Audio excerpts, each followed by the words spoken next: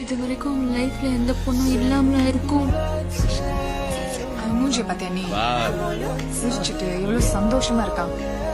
சத்தியமா அவன் லைஃப்ல எந்த பொண்ணுமே இருக்கவே முடியாது.